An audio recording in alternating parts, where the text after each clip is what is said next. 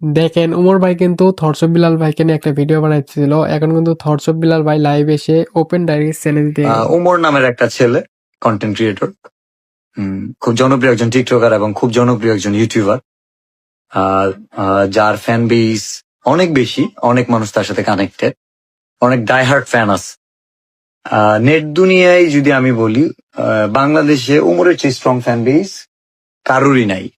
Thoughts of বিলালের সাথে চ্যালেঞ্জে আসো, কত লক্ষ কত কোটি টাকা মানুষকে দিবা, আসো চ্যালেঞ্জে আসো, 1 মাসে কত ইনকাম করবা, আসো, to be come to the point.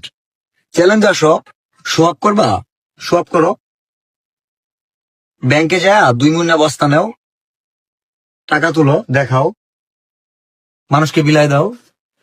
অনেকে ভাবছে পেজ গেছে, আমি কি করে খাবো, আমি একটু দেখাই, আমার গত মাসের ইনকামটা দেখাই, কি হবে, আমার আইডি নষ্ট হয়ে যাবে, তাই তো? আমি আইডি দিয়ে কি করবো ভাই? এই যে থটস অফ বিল্লালের আর্নিং দেখাচ্ছি, দেখা যায়। আচ্ছা, আবার অনেকে ভাববো ফেক আইডি।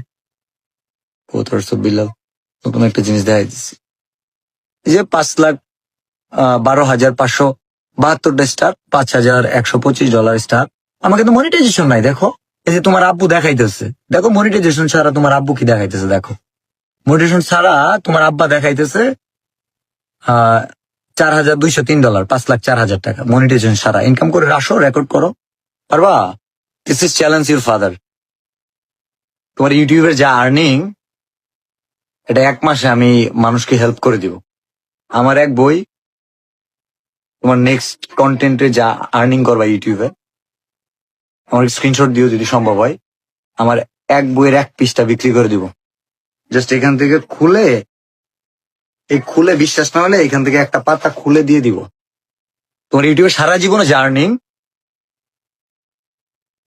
ওইটা কোন এক সময় আমার একটা ফ্যানকেই দিয়ে দিব, ক্যারিয়ার দাঁড়ায় যাবে।